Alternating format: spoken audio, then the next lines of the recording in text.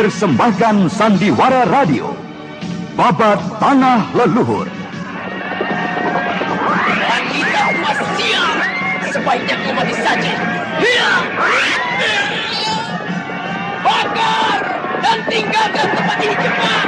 Ayo, bakar! Arnold!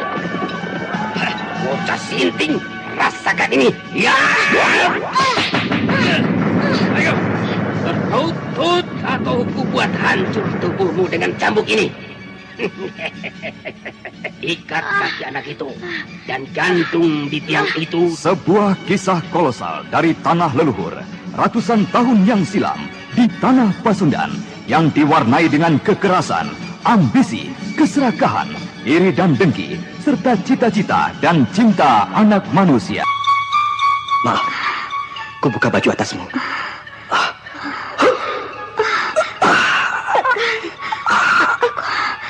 Aku tak kuat, Kak.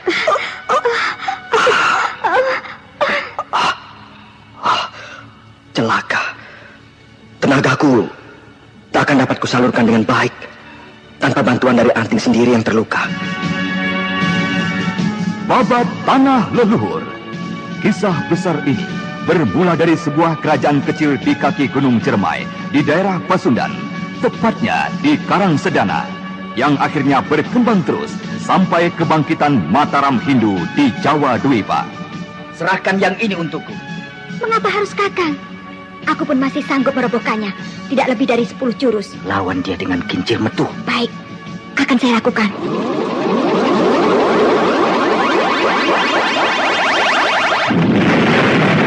Hati-hati, Adil Balaton! Kau menghadapi Aji Kincir Metu! Kisah besar ini didukung oleh artis-artis terkenal Sanggar Prativi, Eli Ermawati, Bahar Mario, Chris Urspon, Asdi Suwastra, Idris Apandi, Mario Kulon, dan lain-lain. Babat Tanah Leluhur kali ini mengetengahkan episode pertama dengan judul Api Berkobar di Karangsedana. Naskah disusun oleh Tisar Sponsen, ide cerita C.C. Suhyar, teknik dan montase Yadi Enos, musik oleh Hari Sabar dengan sutradara Thomas Age.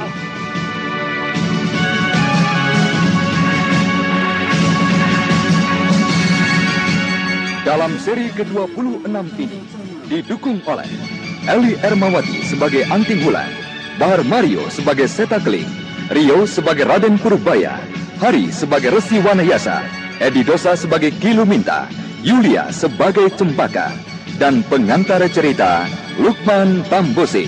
Selamat menikmati.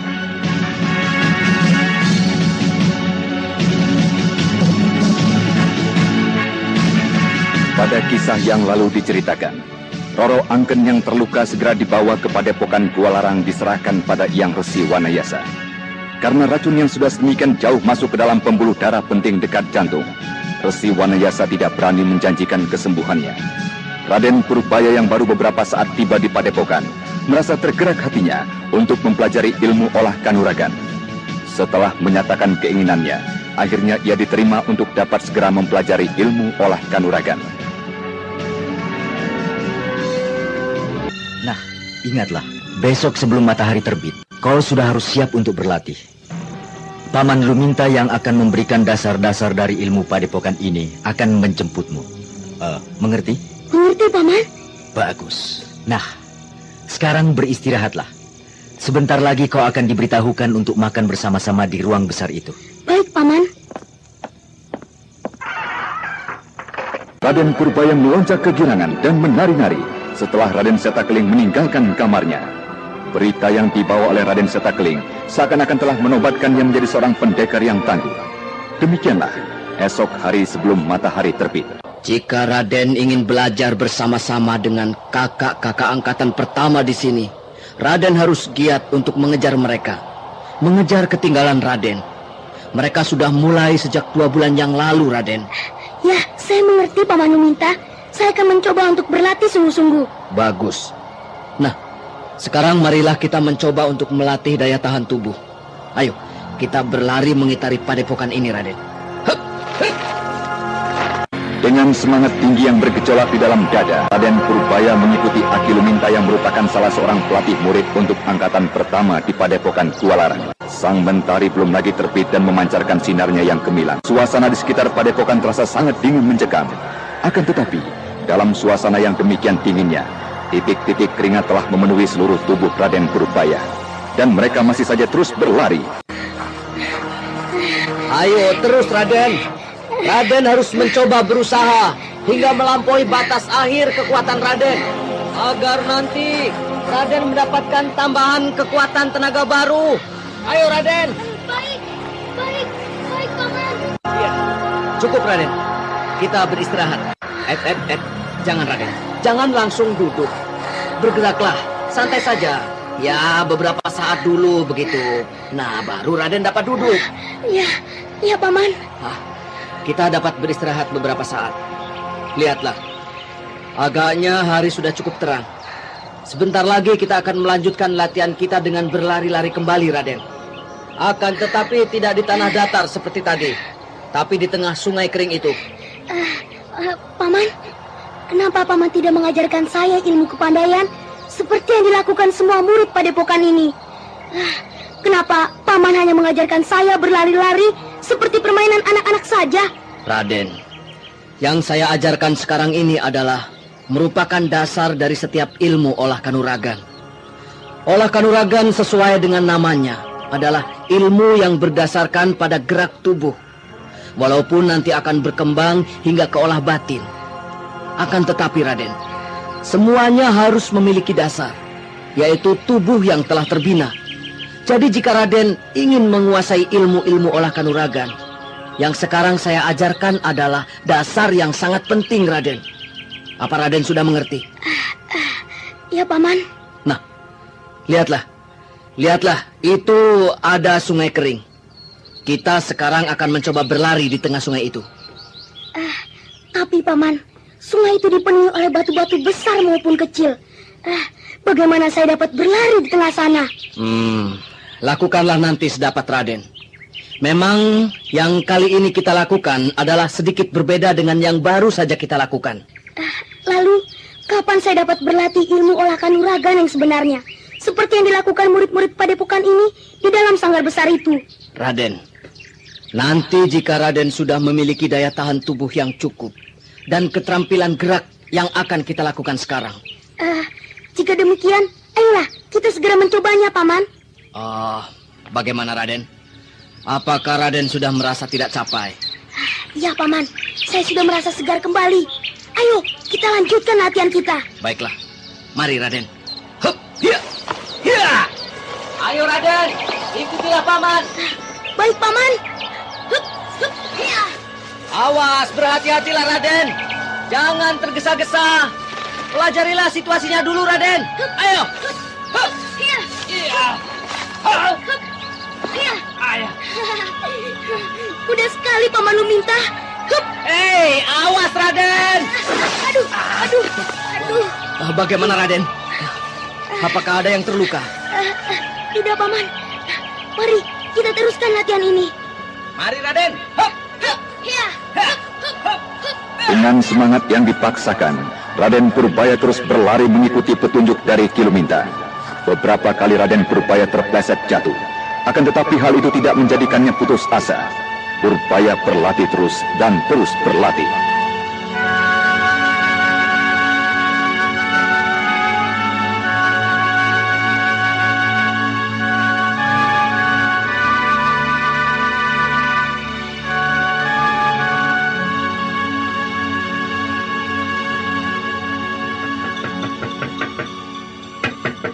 Ya, masuklah.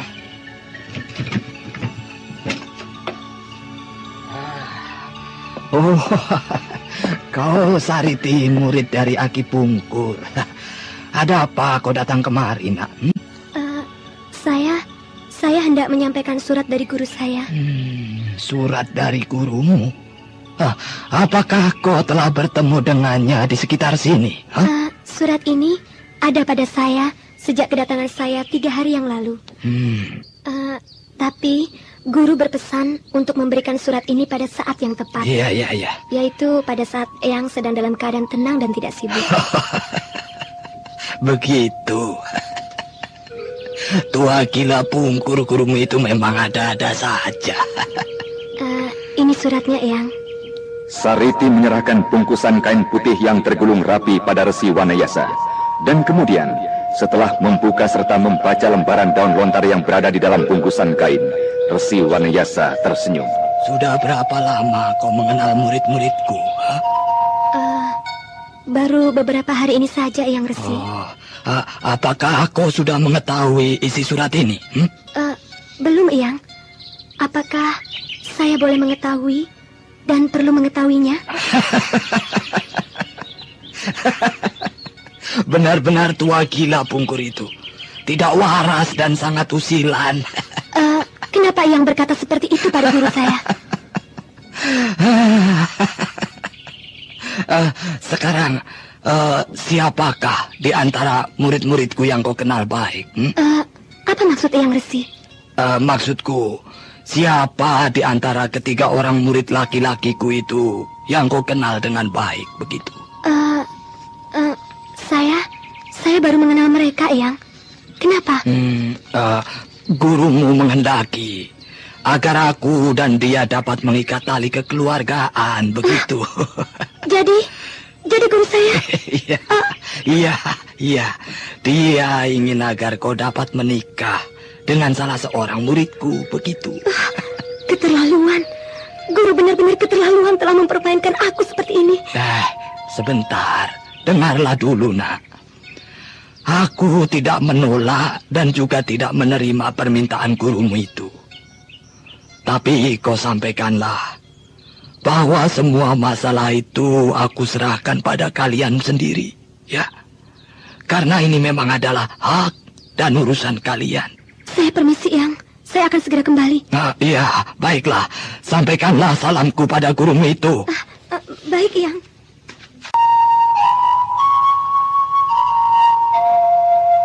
Sariti, murid dari perguruan pengemis tongkat merah, segera berlari meninggalkan ruang Resi Wanayasa. Gadis perkasa ini merasa amat tersinggung karena merasa telah dipermainkan oleh gurunya yang memang gemar membuat ulah. Raden Setakling dan saudara-saudaranya merasa terkejut ketika melihat sikap dari gadis yang memang sangat pendiam itu. Hei, tunggu Sariti. Ada apakah? Kenapa kau jadi tiba-tiba seperti ini? Maaf, aku akan segera kembali. Terima kasih Kakang semua dan juga kau Wulan. Iya, tapi kenapa kau jadi tiba-tiba seperti ini? Apa yang terjadi denganmu? Tidak ada apa-apa. Hanya saja saya harus segera kembali. Pesan guru pun sudah kusampaikan pada Eyang Resi. Permisi dan sekali lagi terima kasih.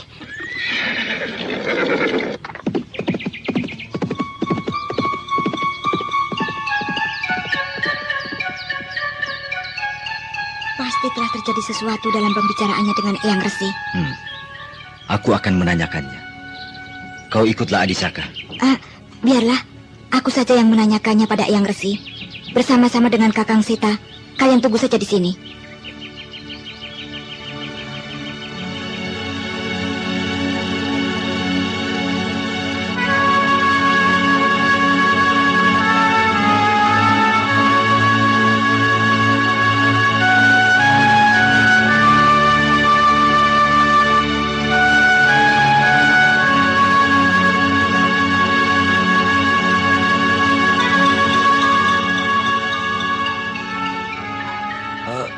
Sebenarnya lah masalah ini tidak ada hubungannya denganmu. Masalah ini adalah masalah kakang-kakangmu. Tapi masalah kakang-kakangku adalah masalahku juga. Iya. Sudahlah, kau boleh mengetahuinya. Parang Pungkur sahabatku itu menghendaki agar muridnya Sariti menikah dengan salah seorang muridku. Jadi, maksud Eyang Guru? Ya, aku tidak langsung menerima dan tidak juga menolaknya. Semua aku serahkan pada Sariti dan juga pada kalian murid-muridku. Lalu, kenapa Sariti jadi bersikap seperti itu, Eyang Guru? Anak itu jelas-jelas merasa malu Dan ia menjadi amat tersinggung dengan sikap gurunya yang tidak menjelaskan dan membicarakan dulu isi surat itu. Jadi Sariti tidak mengetahui isi surat itu? Ya, karena itulah dia amat terkejut ketika ku jelaskan maksud dari gurunya. Tapi kenapa dia harus jadi bersikap seperti itu? Bukankah itu sama saja dia menghina Kakang Seta? Wulan, Iya, Kakang. Sikapnya yang langsung pergi meninggalkan padepokan kita, seakan-akan ia tidak setuju dengan isi surat itu. Dan itu sama saja dengan menghina Kakang Seta. lalu apa hubungannya denganku? Bukankah Aki Parang Bungkur suka dan setuju dengan Kakang? Tidak, Wulan. Ki Parang Bungkur tidak menyebut nama salah seorang pun dari kakangmu. Aku tidak akan memaksa kakangmu. Maaf, Eyang. Saya belum memikirkan masalah itu. Saya merasa belum siap untuk membina rumah tangga. Aku tidak akan memaksamu, Seta. Tapi aku hanya mengingatkan bahwa hal itu sudah seharusnya kau pikirkan. Umurmu sudah cukup untuk itu. Oleh karena itu, aku memberikan kesempatan ini padamu dulu. Maaf, Eyang. Saya kira saya belum dapat melakukannya. Iya. Baiklah, jika memang demikian, aku akan menanyakan ini pada adikmu Saka Palwaguna. Sariti itu cantik sekali, Kakang. Apalagi yang Kakang pilih dan Kakang cari. Anting, agaknya kau tidak menyadari betapa aku sangat mencintaimu. Akan tetapi agaknya kau justru lebih memperhatikan Adisaka. Bagaimana, Kakang? Kami di padepokan ini sudah ingin sekali mengadakan suatu perayaan besar. Sudahlah, Wulan. Aku akan memberikan waktu bagi kakangmu untuk memikirkannya. Akan tetapi ingatlah, Seta. Janganlah hal tersebut sampai mengganggu konsentrasi latihan kalian. Ya. Aku akan segera menurunkan kincir metu tingkat ke-8 padamu. Nah, dalam beberapa hari ini, aku akan mencoba menyempurnakan dulu tingkat ke-9 yang baru aku kuasai. Nah, tinggalkanlah aku sendirian di sini. Raden, masih berada di sini? Belum berangkat latihan? Bukankah tadi pagi Raden katakan sore ini akan latihan lagi? Anda sekarang masih mendengarkan Sandiwara Radio Babat Tanah Luhur di channel Fauzan Dari Ihsan. menengok Ibunda Raden, menurut Ibunda, mungkin besok Ibunda Raden sudah dapat dipindahkan ke dalam kamar kita ini. Wah, benarkah itu, Bi? Tadi pagi sehabis latihan, Ibu tidak bilang apa-apa pada saya. Ketika Bibi tiba di kamarnya, Yang Resi baru saja selesai mengobatinya lagi. Mungkin Ibunda Raden baru saja mendengar dari Yang Resi. Wajah Ibunda Raden kelihatan sudah cerah. Raden, ayolah. Nanti hari menjadi semakin sore. Dan kita tidak akan dapat berlatih di sungai itu, Raden. Kita harus cukup berlatih di sungai itu sebelum hari menjadi gelap. Paman Luminta, sebentar. Raden Purbaya tertidur dan saya lupa membangunkannya. Tapi kini dia sedang bersiap. Sebentar, Paman. Iya. Ayolah, Raden. Raden harus berlatih. Janganlah kecewakan Ibunda Raden. Bukankah Ibunda menghendaki Raden menjadi seorang pemuda yang tangguh seperti Paman Setakeling? Baiklah. Saya akan pergi.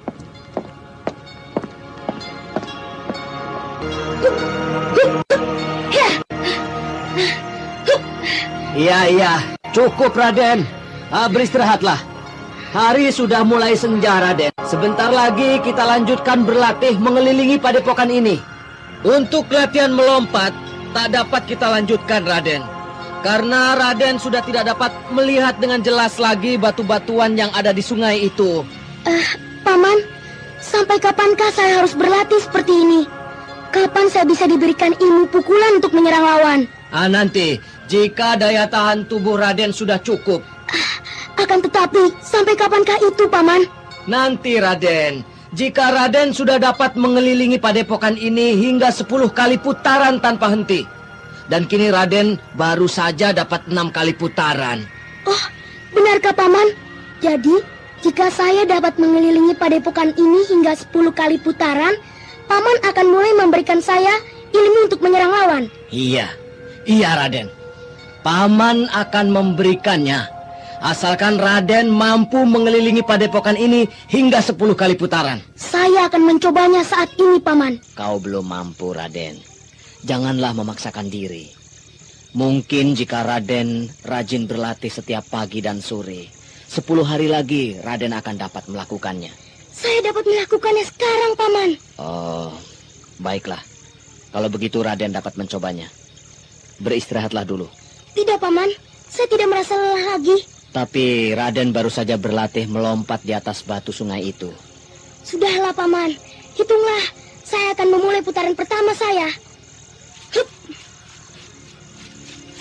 Putaran demi putaran dilakukan oleh Raden Purbaya. Setelah 5 putaran berhasil dilaluinya.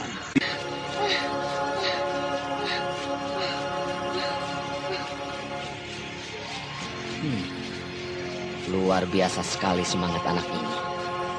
Agaknya keinginannya yang besar untuk mempelajari olah kanuragan membuat tenaganya menjadi berlipat ganda. Sudah 5 putaran dilaluinya, sedikit pun tidak terlihat tanda-tanda kelelahan. Padahal baru saja ia berlatih di tengah sungai ini. Putaran ke-7 dan ke-8 dapat dilaluinya dengan lari yang cukup tegar. Akan tetapi, ketika anak yang baru berusia 12 tahun ini tiba pada putaran ke-9. Aku harus dapat menyelesaikannya hingga ke putaran ke-10. Esok pagi, aku sudah harus dapat mempelajari ilmu pukulan itu. Sudahlah, Raden. Raden tidak perlu menyelesaikan sampai ke putaran terakhir. Jangan memaksakan dirimu, Raden. Tidak, Paman. Aku harus menyelesaikan 10 putaran ini.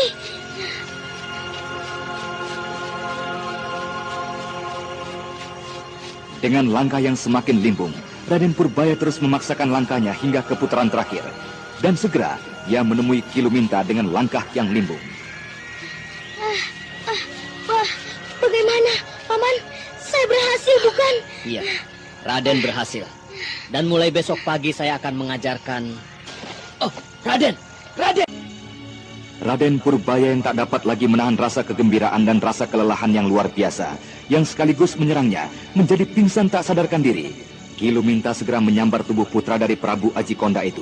Dan setelah mengurut dan memijat beberapa jalan darahnya, Raden Purbaya pun segera sadarkan diri. Raden terlalu memaksakan diri, hingga membuat paman cemas. Ayo, sekarang marilah kita pulang, dan Raden harus benar-benar beristirahat malam ini. Malam baru saja tiba. Pergunakanlah malam yang masih penuh ini untuk beristirahat dengan sebaik-baiknya.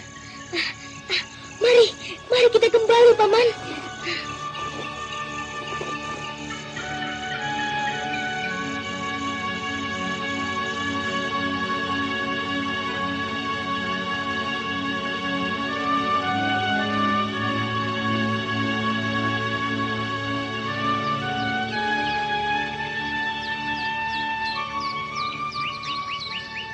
Bagaimana, Raden? Apakah sudah hilang semua kelelahan yang Raden paksakan semalam? Sudah, Paman. Hanya saja otot-otot saya masih terasa kaku karena belum digerakkan. Semalam-malaman saya tidur, Paman. Baiklah. Jika demikian nanti juga akan hilang semua kekakuan itu. Nah, sekarang perhatikanlah, Raden. Jurus pertama yang akan Paman ajarkan adalah merupakan jurus pertama dari Aji Kincir Metu yang merupakan tingkatan pertama. Perhatikanlah. Ini adalah gerak pembuka dari Aji Kincir Metu. Hup, hai, hai, ya, hup, hup, ya, hai. Nah, itulah Raden. Itu adalah jurus pertama yang diberi nama Gerbang Dewata. Ayo, sekarang ikuti Paman. Iya. Kakinya dalam posisi kuda-kuda, sejajar tubuh, ya. Dan keduanya agak ditekuk sedikit, iya. Nah, bagus.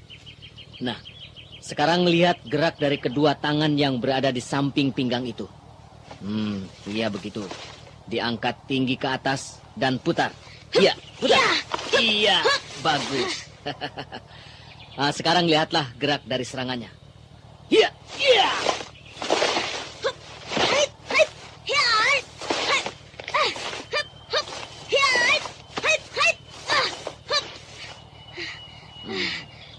Bagaimana, Paman? Bagus, Raden. Akan tetapi Raden baru, hanya sampai pada tahap menghafal gerak. Raden belum lagi mengisi gerak serang tadi dengan tenaga Raden. Raden bisa mencobanya perlahan-lahan. Jangan terburu-buru. Saya akan mencobanya lagi, Paman. Paman duduklah di sana saja. Hup, hait, hait, hait, hup, hup, hait, hup. Bagus, Raden. Oh, kau Raden Seta. Oh, Paman, betulkah saya sudah melakukannya dengan baik? Ya, kau telah melakukannya dengan baik. Berlatihlah terus. Dan gerakanmu itu pasti akan menjadi semakin baik. Maaf, Paman Luminta. Saya mengganggu latihan Paman.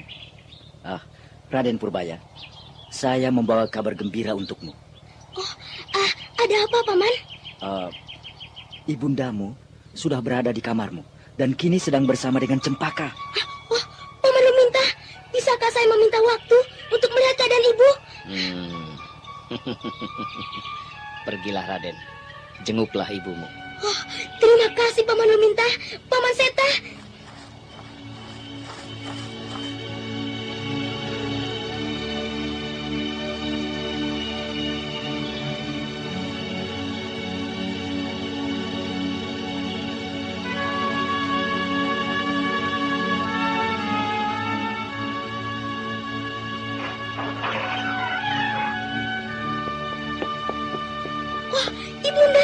Ibunda sudah sembuh.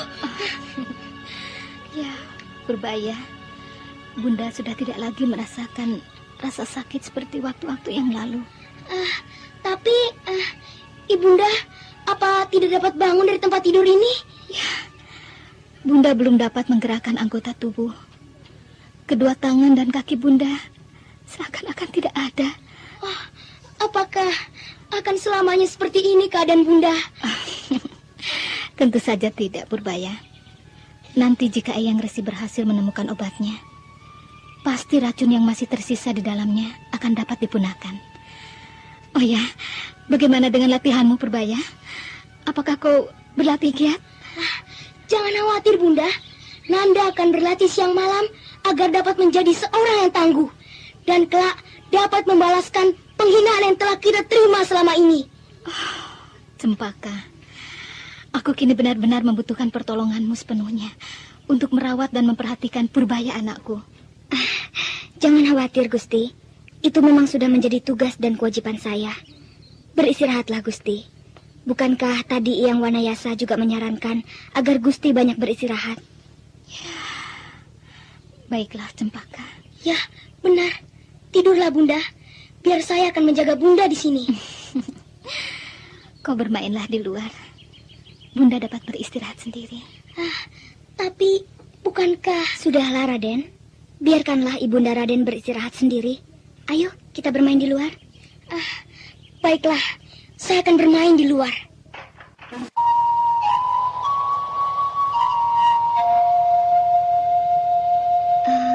Kemarilah, Raden. Saya ingin bicara sebentar. Ada apakah, Bik? Kenapa kita harus bicara di sini? Raden, tadi Eyang Resi Wanayasa berpesan pada saya agar dapat menjaga Ibunda dengan baik. Keadaan Ibunda saat ini masih dalam keadaan serius. Eyang Resi hanya berhasil menahan gerakan dari racun itu. Sedangkan untuk mengeluarkannya, beliau belum dapat. Oleh sebab itu, Ibunda Raden tidak dapat menggerakkan anggota tubuhnya. Jadi, Ibunda sekarang masih dalam keadaan yang kritis. Selama Ibunda Raden dapat beristirahat dengan tenang, dia akan selamat. Baiklah, segalanya kuserahkan saja pada Eyang Resi. Mudah-mudahan atas perkenan Dewata, Ibunda dapat diselamatkan. Saya akan kembali berlatih di tepi sungai sana. Mudah-mudahan saja Paman Luminta masih menunggu di sana.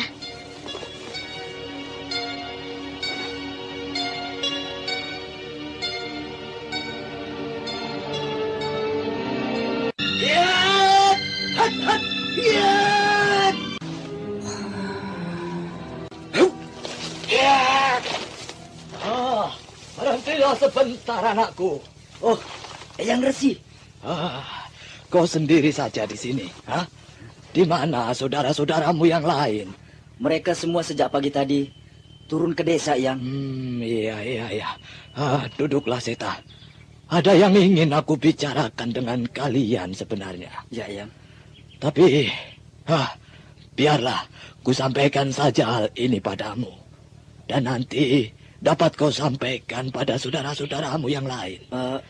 Berita apakah itu, Eyang?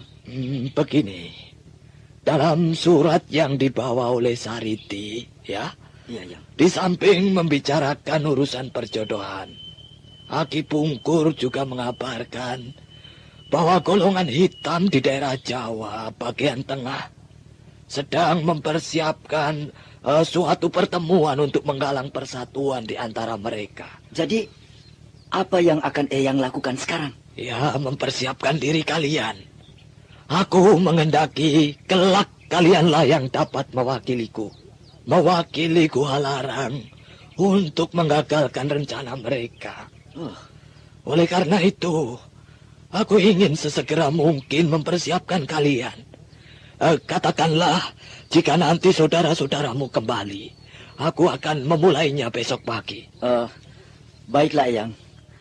Akan segera saya sampaikan begitu mereka kembali. Oh ya, Eyang, saya mendengar banyak dibicarakan oleh seluruh penghuni padepokan ini bahwa kita akan kedatangan tamu dari Galuh. Siapakah dia, Eyang? Itu adalah cucuku, Raden Karmapala. Raden Karmapala, putra dari Mahaprabu Sana di Galuh. Iya. Benar, dia adalah putra dari sana. Dan dia datang kemari untuk mempelajari ilmu lahir batin di padepokan ini.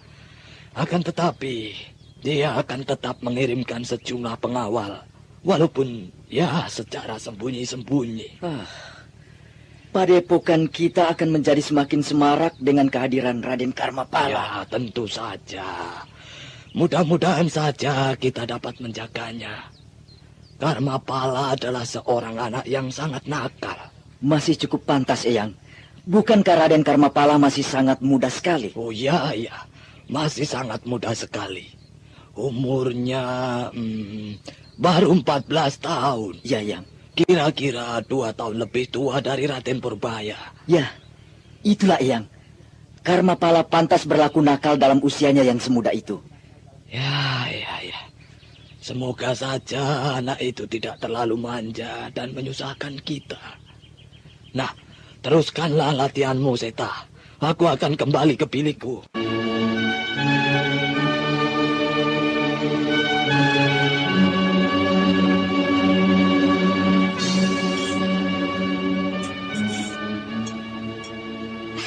Orangnya itu sangat tampan loh.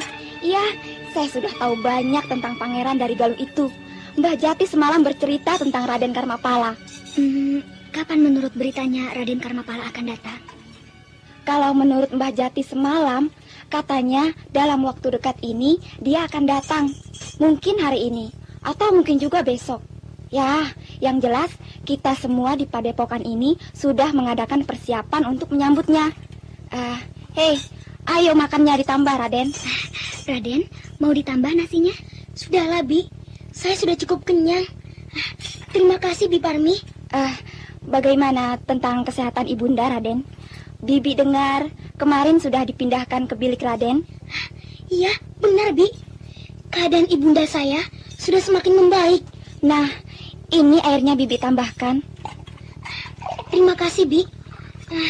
Tentang Raden Karmapala, Bi Parmi, apakah dia masih sangat muda? Malah Bibi dengar Raden Karmapala itu berumur hampir tidak berbeda dengan Raden sendiri. Ya, sekitar 14 tahun menurut Mbah Jatis. Oh, jadi Raden dapat memanggilnya Kakang.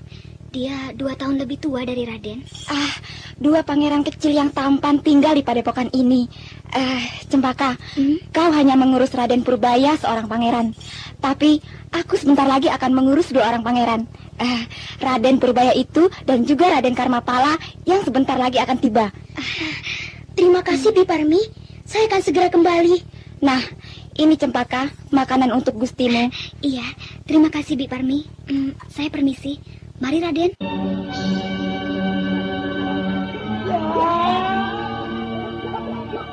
Anda sekarang masih mendengarkan Sandiwara Radio Babat Tanah Leluhur di channel Fauzan Ihsan.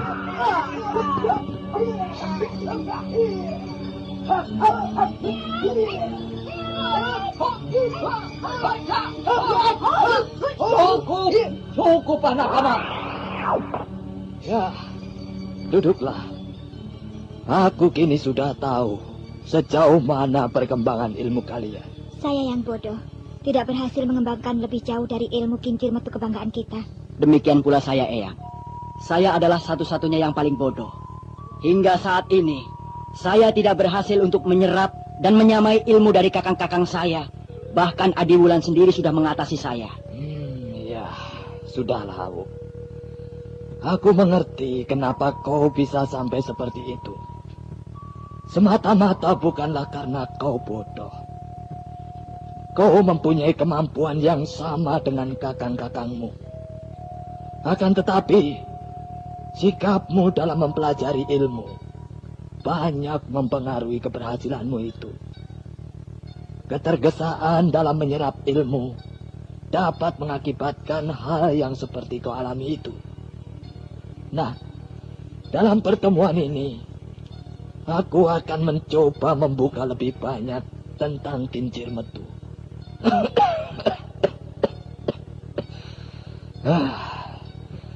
Kincir metu adalah termasuk salah satu ilmu kelas 1 dunia. Dan ilmu ini terdiri dari 10 tingkatan. Kau, Awu, sudah berhasil mempelajari hingga tingkatan ke-5. Anting ke-6, Saka ke-6, dan kakangmu Seta sudah berhasil sampai ke tingkatan khusus, tingkatan ke-7. Untuk dapat menguasai ke tingkatan 7, 8, 9, dan 10, kalian tidak dituntut hanya sekedar mempelajari dan berlatih saja. Akan tetapi, pada tingkatan ini, kalian harus benar-benar menghayati dan mengadakan satu bentuk tirakat. Untuk itu, kalian bisa langsung menanyakan pada Seta kakangmu itu yang telah berhasil menguasai tingkatan ke-7. Eyang Guru? Ya. Bukankah Eyang sudah menguasai ilmu ini hingga ke tingkatan 9? Kenapa Eyang tidak dapat mengajarkannya pada kami? Seta, coba kau jelaskan hal itu pada adikmu Wulan. Adi Wulan, baik aku maupun Eyang Resi tidak dapat menjabarkan kincir metu pada tingkatan ke-7 ini. Seperti yang pernah aku katakan, tingkatan ke-7 itu hanyalah berupa pengulangan dari tingkatan sebelumnya. Akan tetapi, dengan pecahan-pecahan gerak khusus yang kita dapatkan melalui gerak otomatis, hal itu tidak akan terbayangkan oleh adik sekalian jika tanpa pendalaman seperti yang dikatakan Eyang Resi. Nah, ini kuberikan salinan dari tiap-tiap tingkatan pada kalian. Dan untukmu, Awu, tingkatan ke-6 dapat kau mintakan pada Mbah Jatis di ruang kitab. Baik, Eyang. Nah, kalian kini dapat meninggalkan tempat ini. Jika aku memerlukan kalian, aku akan menghubungi kalian di Bukit Batu Larang, di sebelah padepokan kita. Jadi kami semua harus di sana mempelajari kitab ini, Eyang? Iya. Bahkan di sana pun kalian tidak boleh terlalu sering berhubungan. Penguasaan ilmu itu kelak akan lahir dari tirakat kalian masing-masing. Dan tidak akan mungkin dari pengarahan kakangmu. Kalian dapat mengambil masing-masing satu gua untuk tempat kalian. Aku memberikan waktu 3 bulan. Nah, kita akan bertemu lagi setelah kalian berhasil menguasai ilmu itu. Baiklah, Eyang. Jika demikian, kami akan bersiap-siap untuk segera pergi. Berangkatlah, anakku. Doaku menyertai kalian. Beberapa saat setelah Raden Setakling berangkat meninggalkan padepokannya untuk mendalami kincir metu pada tingkatan khusus, jauh di sebelah timur gerbang Gua Larang, tampak debu mengepul. Serombongan penunggang kuda bergerak cepat menuju padepokan dari Resi Wanayasa. Hei, rombongan ini datang.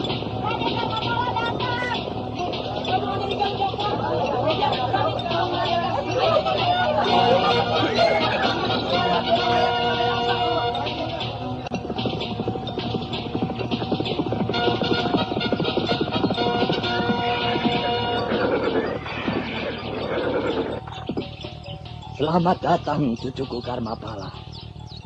Apakah kau masih mengenalku, eyangmu? Hah? Oh, engkau ke Eyang Wanayasa?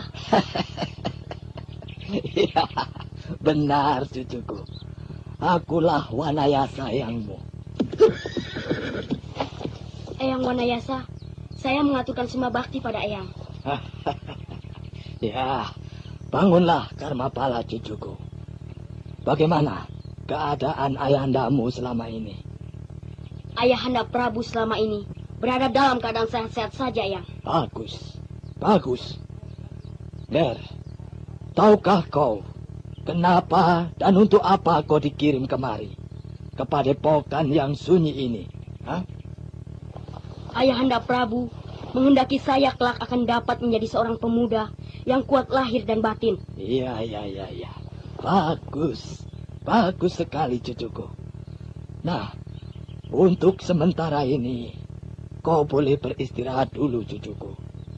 Nanti kita akan dapat bicara-bicara lagi. Jatis, uruslah rombongan pengantar dari Galuh itu. Dan Parmi, Ya, saya Eyang. kau antarkanlah cucuku ke tempatnya untuk beristirahat. Baik Eyang. Marilah Raden, ikuti saya. Hei, Paman Rimbun, kemarilah. Bawa semua perlengkapanku. Baik Raden. Oh ya, Eyang. Saya nanti akan tinggal bersama-sama dengan Paman Rimbun di sini. Iya, Tuan Resi. Saya mendapat perintah untuk menemani Raden Karmapala dari Mahaprabu sana, ayahandanya. Iya. Jagalah junjunganmu itu dengan baik-baik. Iya, Tuan Resi. Akan saya lakukan dengan sebaik-baiknya, Tuan Resi. Ayolah, Paman Rimbun. Kita segera beristirahat. Baik, Den. Mari, Tuan Resi.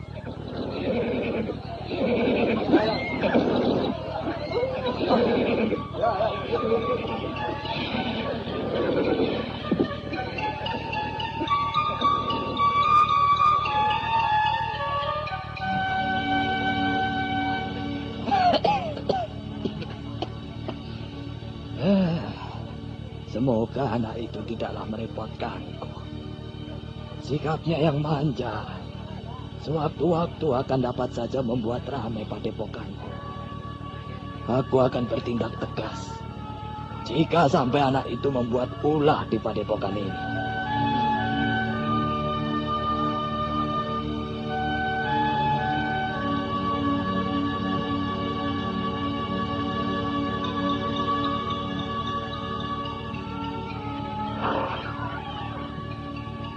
Nah, inilah kamar untuk tuanku. Silahkan, Den. Tunggu, Bi. Oh, siapa namamu? Parmi, Den. Nama saya Parmi.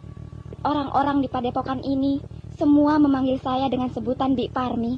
Hei, Bi. Apakah kamar ini sudah dibersihkan betul-betul? Sudah, Den. Bahkan kain alas kasurnya pun sudah kami ganti dengan yang baru, Den. Seluruh lantai ruang kamar ini 2 kali sudah kami sikat. Baiklah. Paman Rimbun, masukkan semua barang-barangku ke dalam sana. Ya, baik, Den. Jika Raden sudah tidak memerlukan saya akan segera kembali, Den. Baiklah. Kau boleh pergi. Tapi sebentar. Di mana letak kamar mandi? Aku hendak membasuh mukaku sebelum beristirahat. Di ujung sana itu, Den. Di sana, di bawah sana. Di bawah 9 mata air dewa, Den. Jadi aku harus berjalan sekian jauh setiap kali aku akan membasuh muka atau mandi. Iya, Den. Tapi jika hanya membasuh muka, saya dapat membawakan airnya, Den. Nah, cepat. Aku tunggu di sini. Iya, sebentar, Den.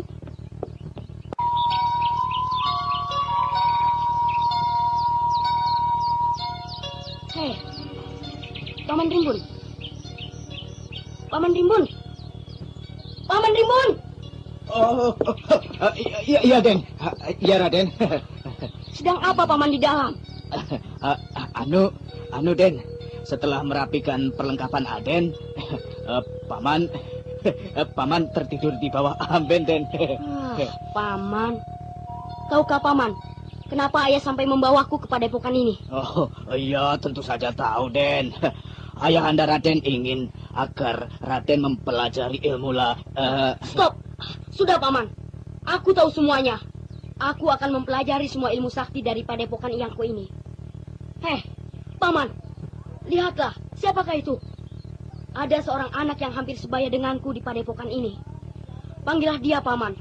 Aku ingin bertemu dan bermain dengannya. Oh, baik, Den.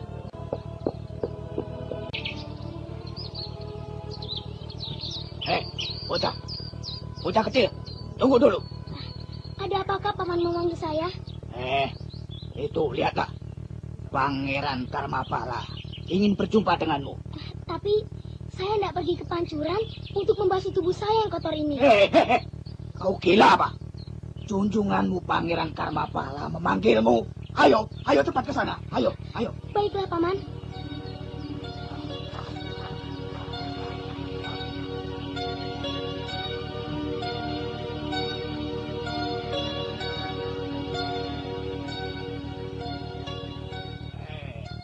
Den Karmapala, anak gunung ini benar-benar tidak tahu sopan santun, Den. Dia hendak menolak panggilan Raden.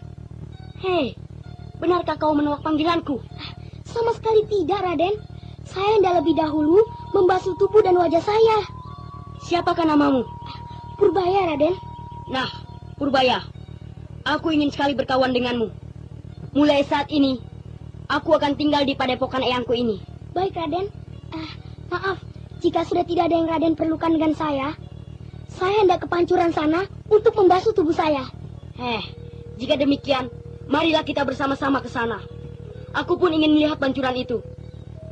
Mari, kau pun ikut Paman Tribun. Baik, Den. Loh, Den, Raden, ini airnya sudah Bibi bawakan. Saya akan ke pancuran sana, Bi. Pakai saja air itu untuk membasuh mukamu, Bi. Bagaimana Raden Karmapala? Sudah jauh-jauh aku bawakan dari pancuran. Malah, kini dia pergi ke pancuran. Dasar anak raja. Hei, sejuk sekali tempat ini, Purbaya. Mari, Raden, kita ke bawah sana. Hup. Mari, Raden, melompatlah kemari. Awas, jangan, Raden. Pundak batu itu terlampau tinggi. Sebaiknya Raden melalui tangga batu sana itu. Oh ya, jika Raden takut jatuh, Raden bisa melalui tangga di sana itu. Hei, masakan aku takut melompati tebing yang rendah ini? Oh, jangan, Raden. Nanti kaki Raden dapat terkilir. Tempat ini terlampau tinggi, Den. Hei, Paman, kau ingin membuatku malu. Anda sekarang masih mendengarkan Sandiwara Radio Babat Tanah Leluhur di channel Fauzan Ihsan. Raden dapat menjejak pada batu kecil itu, baru melompat kemari. Ayolah. Lihatlah, Paman. Hup. Hup.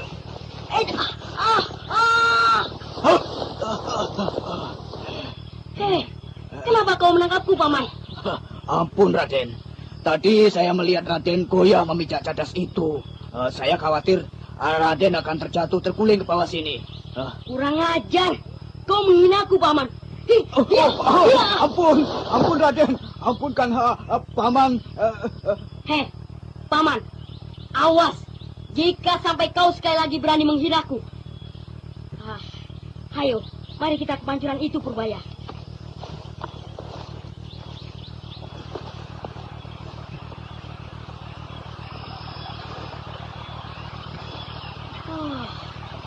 Sejuk sekali air ini. Lihatlah, Purbaya. Kita seakan-akan berada di dunia lain. Lihatlah, beberapa belas tombak di sekeliling kita. Matahari seakan-akan hendak membakar padepokan ini. Sedangkan di sini, cahayanya yang buas itu seakan-akan tak berdaya menembus keperkasaan pohon-pohon raksasa yang masih dilindungi kesegarannya oleh mata air dewa ini. Ya, Raden. Saya selalu mengadakan latihan bersama Paman Luminta di sekitar tempat ini. Latihan? Latihan apa, Purbaya? Latihan lompatan seperti yang saya lakukan tadi. Dari sungai kering di sana itu hingga kemari. Dan saya selalu beristirahat di tempat ini. Latihan lompatan. Ilmu apakah itu, Purbaya? Apakah itu merupakan salah satu ilmu andalan dan kebanggaan padepokan ini? Bukan, Raden. Itu hanyalah sekedar latihan keterampilan gerak dan daya tahan tubuh. Apakah kau tidak diajarkan ilmu oleh kanuragan di sini? Saya baru mendapatkan 1 jurus serangan. 1 jurus serangan? Satu jurus serangan itu yang baru kau dapatkan di sini.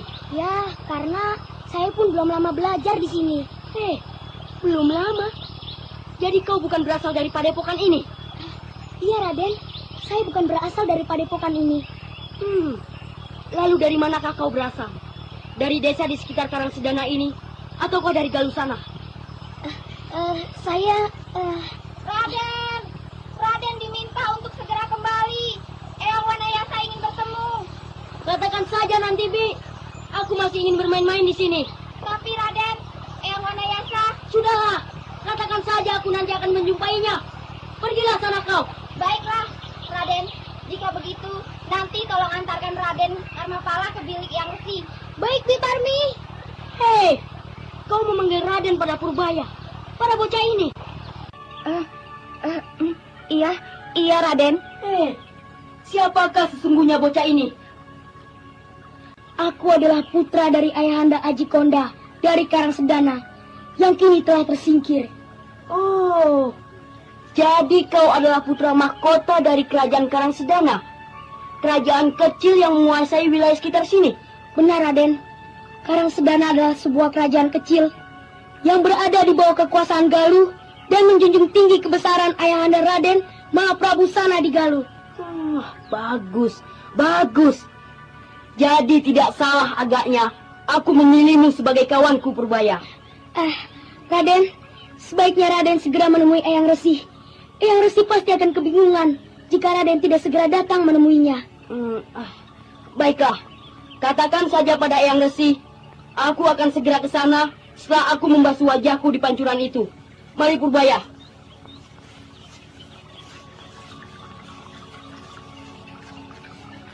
Hei, ayo kau cepat tinggalkan tempat ini, Bi. Aku nanti akan pergi bersama Purbaya. Baik, Raden. Sementara itu, di Karangsedana, Sang Prabu Jaya Sentana sedang berbincang dengan Kiswanda dan beberapa orang tamu undangannya.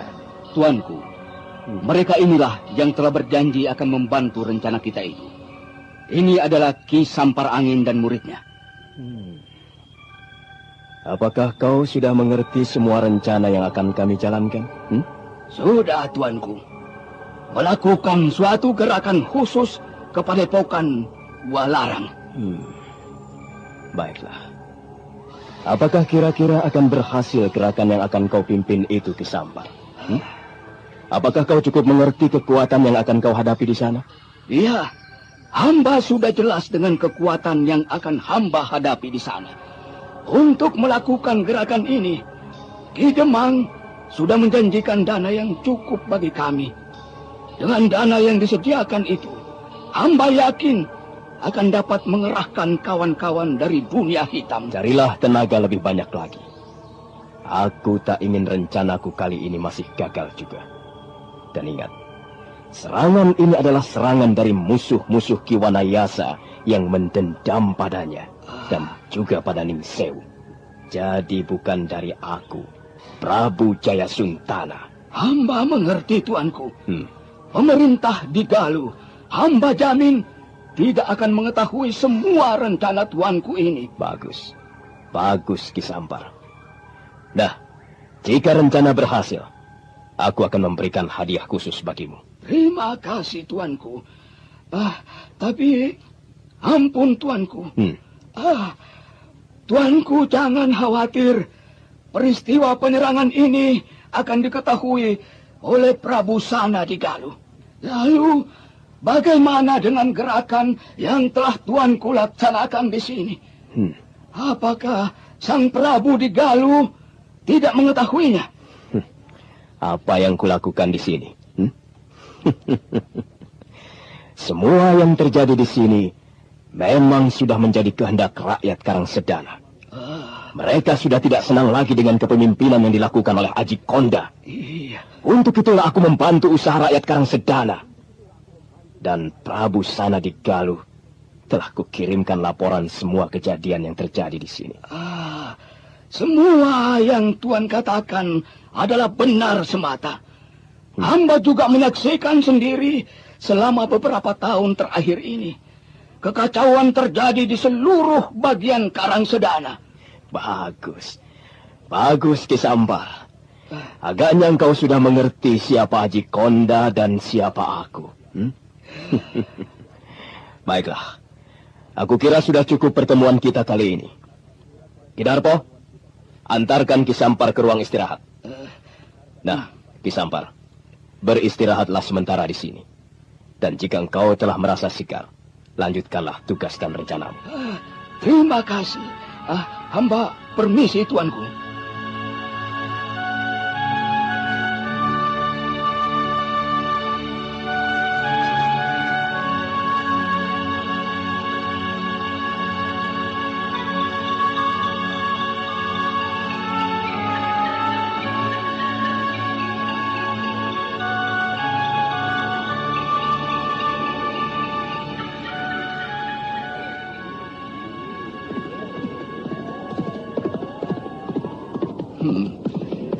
Aku harus segera menemui muridku, Dandung.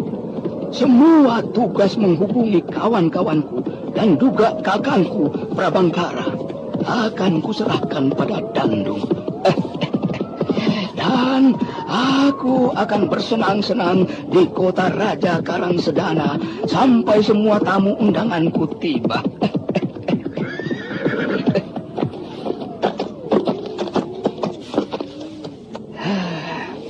Di mana anak bodoh itu? Kemarin kusuruh dia menunggu di sini. Aku mendengar suara orang bertempur di ujung sana. Coba aku lihat.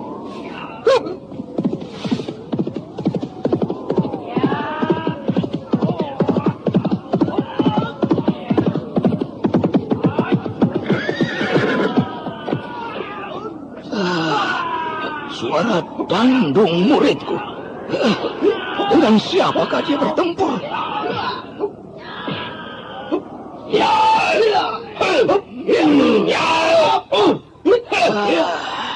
Kurang ajar. Siapakah pendeta itu? Dia mampu mempermainkan muridku.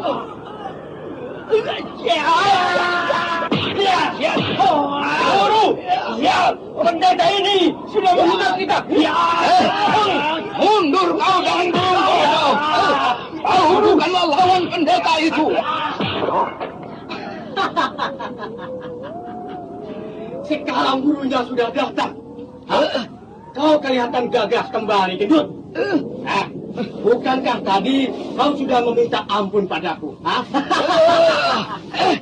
Siapakah kau, pendeta murtad? Nah, kau memang benar, Aki Tua. Aku memang pendeta murtad. Kenapa kau kelihatan marah padaku? Apakah kau kecewa berjumpa denganku? Kaulah yang akan menyesal bertemu denganku, kepala gundul. Baiklah, akan kulihat sampai di mana kepandaianmu, Aki Tua. Nah, cobalah kau terima batu ini. Pendeta tinggi besar dan berkepala gundul itu ternyata adalah Rakosa Pala, murid dari pendeta Giringasana. Batu sebesar anak kerbau yang berada di sampingnya dengan sekali sentak telah diangkat hingga ke atas kepalanya. Dan dengan sekali batu besar itu diayunkannya serta meluncur cepat ke arah Ki Sampar Angin. Ki Sampar Angin yang melihat batu besar meluncur ke arahnya, segera saja ia melompat meninggalkan kudanya dan bersamaan dengan itu tangannya meraih rantai kecil dari balik jubahnya. Dan beberapa saat kemudian, batu besar yang meluncur ke arahnya telah berada pada ujung talinya dan berputar-putar siap untuk dikembalikannya. Anak sombong, tertawalah. Sebentar lagi kepalamu akan pecah berkeping-keping.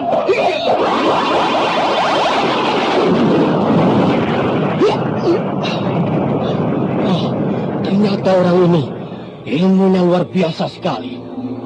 Tidak kusangka. Ayolah, mana tawamu tadi? Ayo, bangun, bersiaplah. Aku akan menyerangmu lagi. Akan kucoba dengan kelelawar sakti. Kelelawar sakti. Tunggu kepala gundul. Ada apa Kitua? Apakah kau mengenal ilmu kini? Dan takutkah kau? Apa hubunganmu dengan si gundul di Rindasana? Kenapa kau tanyakan nama itu? Apakah kau takut? Jangan membuatku marah, kepala gundul. Aku hanya tidak ingin kesalahan tangan membunuh murid kawanku. Agaknya kau mengenal guruku, Tentu saja. Di mana dia? Dia berada tak jauh dari sini. Di desa sebelah barat sana. Lalu, masalah apakah yang terjadi dengan muridku?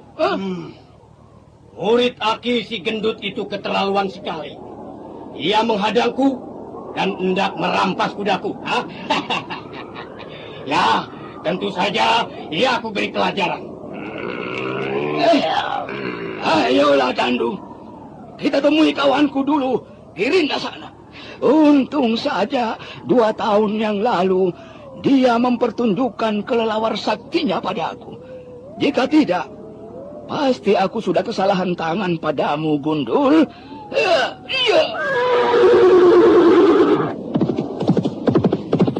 Cukup, Paman. Cukup, aku tidak mau lagi menuruti perintah gilamu ini. Aku kemari untuk mempelajari ilmu-ilmu sakti dari perguruan ini.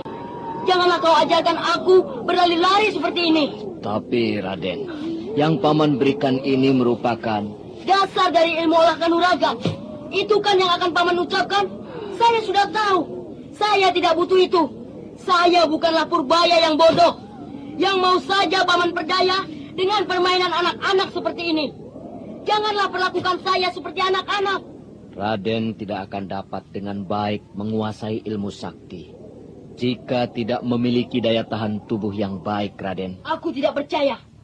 Berikan aku jurus-jurus ilmu sakti saja. Janganlah menyuruhku melakukan hal-hal yang tidak berarti. Tapi, Den... Ataukah Paman tidak percaya dengan kata-kataku? Paman boleh coba. Daya tahan yang dimiliki Purbaya itu tidak akan berarti padaku. Ayo Purbaya, seranglah aku dengan jurus yang telah kau lengkapi dengan daya tahan tubuhmu. Sudahlah, Raden. Biarlah nanti hal ini akan Paman bicarakan pada Mbah Jatis. Mbah Jatis? Iya. Siapakah dia? Mbah Jatis adalah pengasuh semua murid padepokan. Dia adalah adik seperguruan dari Eyang Resi. Hei, kenapa harus menanyakan pada Mbah Jatis segala? Bukankah Eyang Resi kemarin telah memerintahkan Paman untuk melatih saya? Iya, benar. Tapi permintaan Raden adalah di luar kebiasaan. Semula Raden Purbaya juga berpendapat seperti Raden. Hei, ayo Purbaya, kita coba saja. Seranglah aku dengan ilmu yang kau miliki itu. Dan dengan daya tahan tubuh yang dibanggakan Paman Luminta. Jangan, Raden. Baiklah, Paman. Aku juga memang ingin sekali membuktikan ilmu yang baru kupelajari ini. Bagus. Ayo serang aku.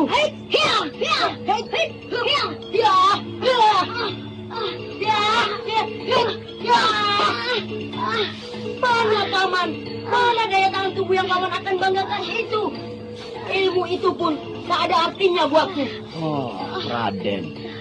Agaknya Raden sudah mendapatkan beberapa jurus ilmu olah kanuragan. Benar, Paman.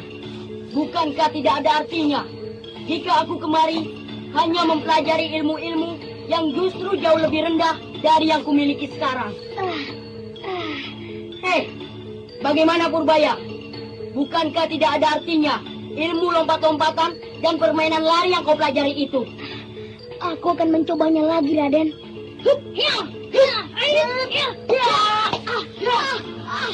Ini kutambahkan agar kau dapat lebih jelas mengetahui siapa yang unggul di antara kita.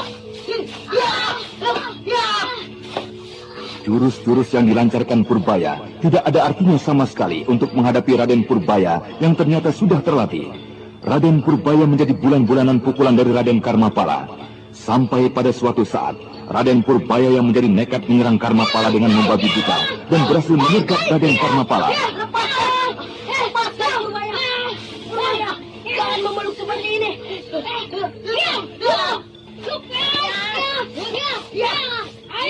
Raden Purbaya yang kini berhasil memeluk tubuh Raden Karmapala yang hampir tak berbeda besarnya, terus merangkulnya dan sedikit pun tidak memberikan kesempatan Raden Karmapala melancarkan pukulan. Malah kini Raden Purbaya yang merangkulnya, membanting tubuh Raden Purbaya ke tanah berkali-kali. Sudah cukup, Raden, cukup. Cukup sudah, lepaskan Raden Karmapala. Ayo lepaskan Purbaya. Sudah. Anak itu curang sekali. Dia memeluk tubuhku dan menyerangku tidak dengan aturan. Dalam suatu perkelahian, banyak macam cara dipergunakan orang, Raden. Yang dilakukan oleh Raden Purbaya tadi pun banyak dipergunakan oleh jago-jago berkelahi dari seberang lautan. Hei, tapi yang dipergunakan oleh Purbaya adalah cara berkelahi anak-anak kampung. Raden memang benar. Tapi mana ilmu yang sudah selama ini Raden kuasai? Mana? Bukankah tidak ada artinya dengan pelukan Raden Purbaya? Raden tidak berdaya sama sekali. Tapi, mengapa saya mengalahkan dia dengan jurus yang bukan menjadi jurus kebanggaan saya? Kebanggaan Padepokan Gualarang. Mengapa saya harus mengalahkan dia dengan gerakan yang dikatakannya sebagai gerakan anak kampung? Itu karena Raden belum mempelajari aji kincir metu dengan baik. Dan yang baru Raden dapatkan itu memang hanyalah baru gerak pembuka yang kurang berarti dari kincir metu.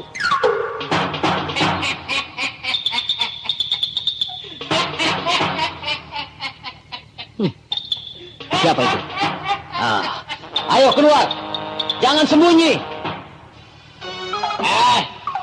Siapakah Kisanak? Tempat ini hanyalah rimbunan beberapa pohon.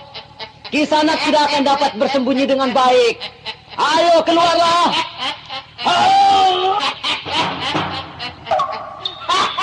Aki Luminta yang merasa penasaran dengan tawa yang dirasakan asing itu segera melompat ke beberapa tempat yang diduga merupakan persembunyian dari orang misterius yang mentertawakannya.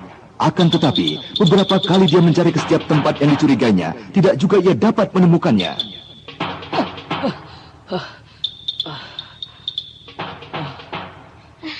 Bagaimana, Paman? Tidak ada. Mungkin orang itu sudah meninggalkan tempat ini. Sudahlah. Ayo kita lanjutkan saja latihan. Baik, Paman. Coba kau buka lagi jurus gerbang Dewa Tamu. Baik.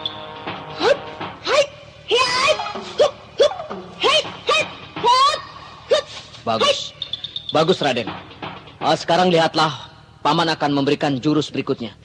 Oh, terima kasih, Paman. Terima kasih. Nah, lihat. Hup, hup, ya, hup, ya, hup, hup, ya, Sekarang coba kau turukan itu. Hup, hup, hup, hup, ya, hup, hup, ya. Iya, bagus.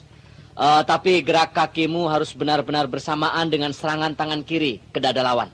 Ya, perhatikan lagi. Hup, ya, hup, ya, ya, ya, hup, ya.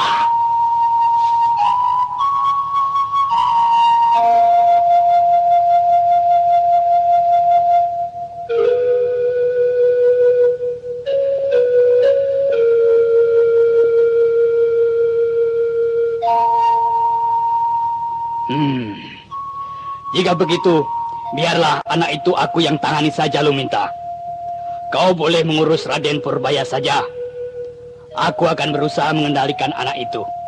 Terima kasih, Guru. Jika demikian, saya kembali ke sanggar melihat anak-anak yang lain. Tunggu dulu, Luminta.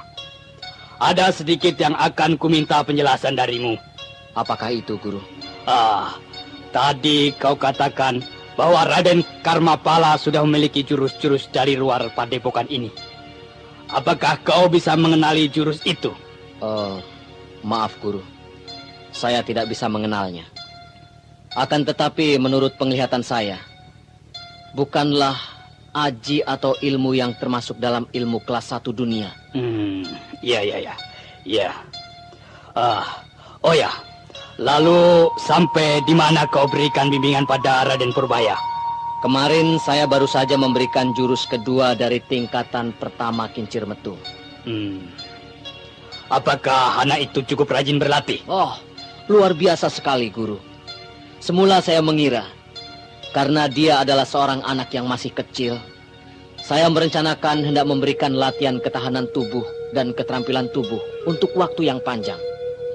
Akan tetapi saya melihat ketahanan dan semangatnya amat luar biasa. Jadi saya percepat pemberian jurus pembukaan. Anda sekarang dari masih kincir mendengarkan Sandiwara Radio Babat Tanah bagus, Leluhur di bagus. channel Fauzan Ihsan. Berikan terus sesuai dengan kebutuhannya. Jangan paksakan anak itu dan jangan juga terlampau lamban. Baik, Guru. Bagus. Bagus lu minta. Kira-kira memang demikianlah yang dikehendaki oleh Yang Resi. Nah, jika kau sudah mengerti dan jelas, kau boleh segera pergi. Sudah jelas semuanya, Guru. Jika demikian, saya mohon pamit.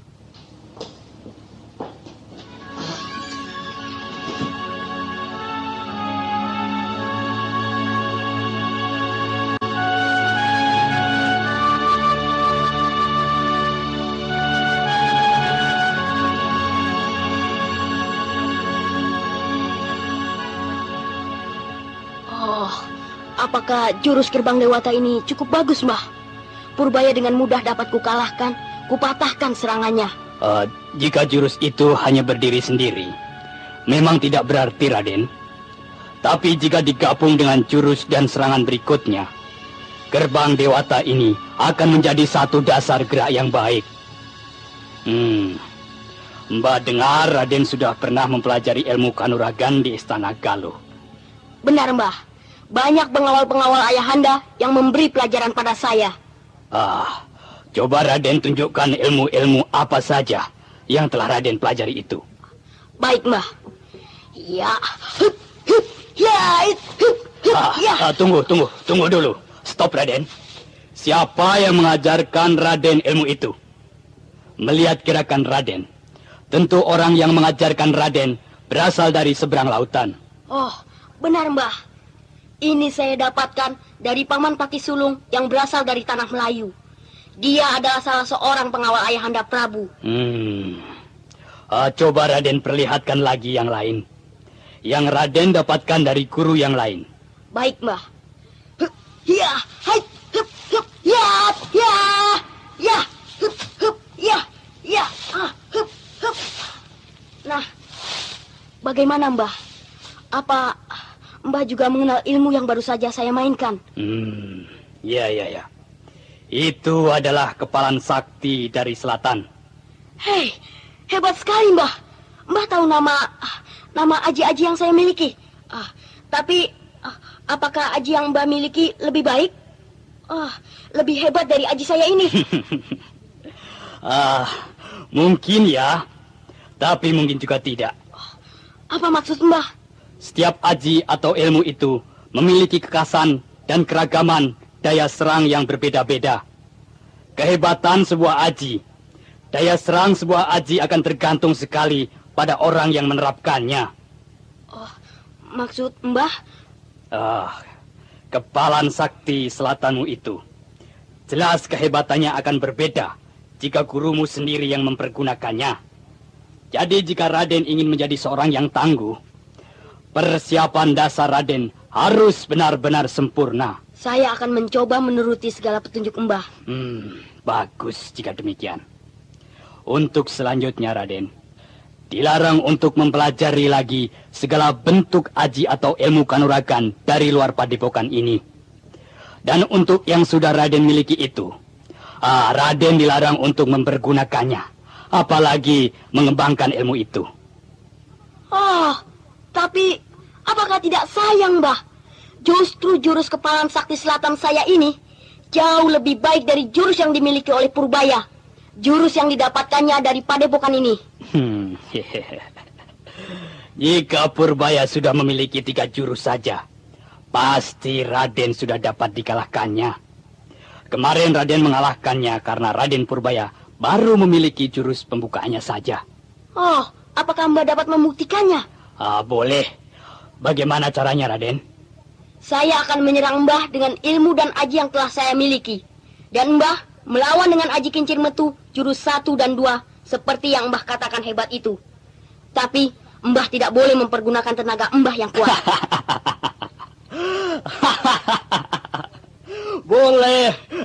Boleh, Raden. Mbah akan menutup kedua mata ini. ikat kepala ini cukup tebal. Nah, ayo silakan Raden serang Mbah. Mbah sungguh-sungguh. Iya, ayo seranglah Mbah. Jangan ragu-ragu Raden. Mbah tidak akan mempergunakan tenaga Mbah yang kuat seperti yang kau katakan tadi. Ayo, nah lihat. Mbah akan duduk di batu ini agar mudah kau pukul. Baiklah. Raden Karmapala yang masih merasa besar kepala dengan ilmu dan aji yang telah dimilikinya segera menyerang Mbah Jatis dengan kepalan saktinya. Akan tetapi Maha Guru dari Padepokan Gua Larang ini hanya sedikit menggerakkan tubuhnya. Serangan dari Raden Karmapala luput dan tangan kirinya mendorong sambil mencubit perut dari Raden Karmapala.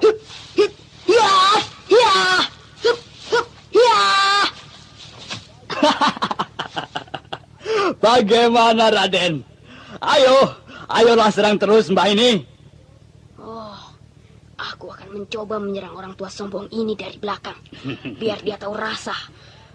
Ayo Raden, serang Mbah. Ayo, kenapa diam saja? Hei, ayo seranglah. Ayo tertawalah. Sebentar lagi kepalan saktiku akan menghantam tenggukmu.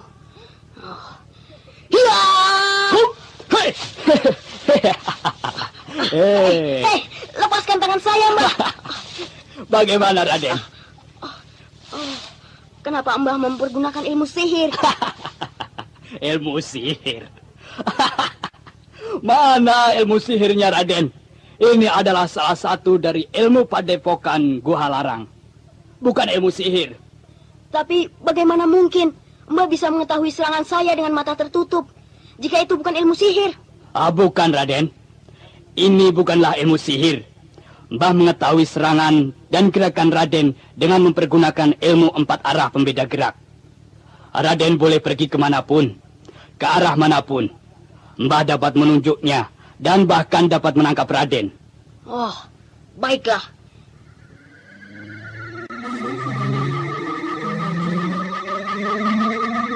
Coba, di mana saya sekarang ini, Mbah? Itu. Bukankah Raden berada di sana? Setan betul. Dia dapat menunjuk dengan tepat di mana aku berada. Tunggu dulu, Mbah. Sebentar. Raden tidak usah bicara. Saya akan menunjuk tempat Raden. Di sana. Raden kini sudah berada di atas pohon itu. Hei, hebat sekali, Mbah. Ajarkan saya semua ilmu Mbah yang hebat-hebat. Bagus. Bagus, Raden. Sekarang marilah kita mulai berlatih lagi. Ayo, ulangi gerakan yang Mbah ajarkan tadi. Jurus gerbang Dewata. Baik, Mbah. Dengan semangat yang tinggi, kini Raden Karmapala mengikuti ajaran dan perintah dari Mbah Jatis. Hari demi hari, Raden Karmapala berlatih dan terus berlatih. Ayolah Raden, satu putaran lagi. Ayo. Baiklah, akan saya coba lagi, Mbah. Sementara itu, Raden Purbaya yang menerima didikan dari Ki Luminta kini sudah mulai menginjak jurus ketiga dari kincir metu tingkat pertama. Untuk itu, kini latihannya sudah digabungkan dengan rombongan murid tingkatan dasar dari Padepokan Gua Larang.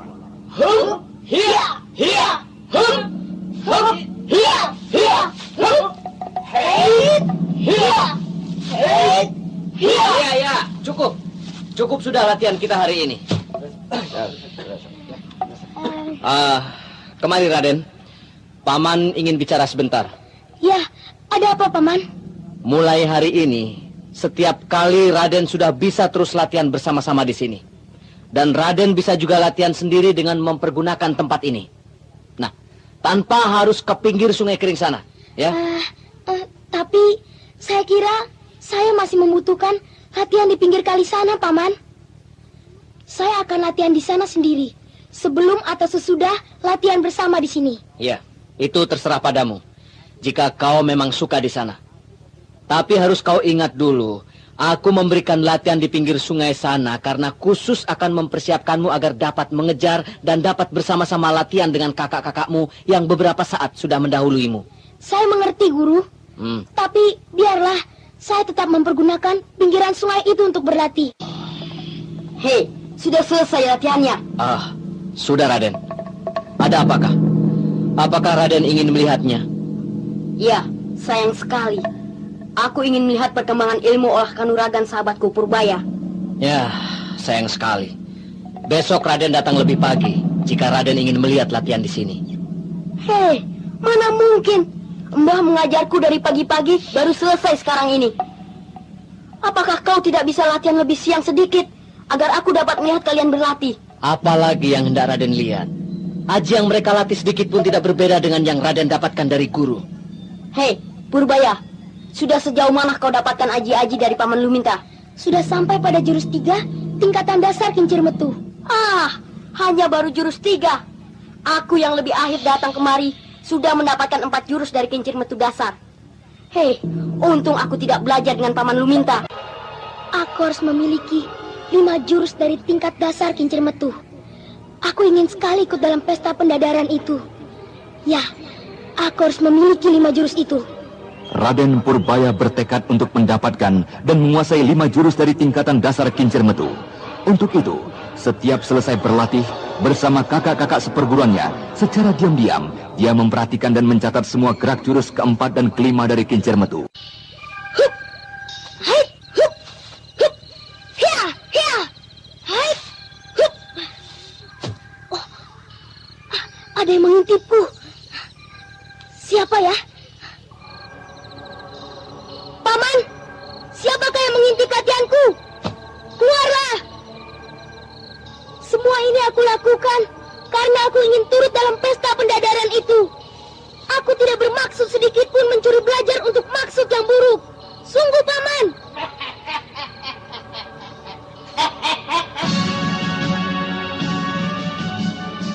Raden Purbaya tersentak ketika mendengar tawa yang sebenarnya bukanlah tawa dari murid Padepokan Gua Larang. Tawa yang pernah didengarnya ketika ia sedang berlatih bersama dengan Ki Luminta.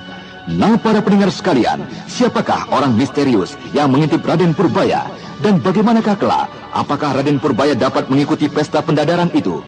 Untuk mengetahui jawabannya, ikutilah kisah Babat Tanah Leluhur.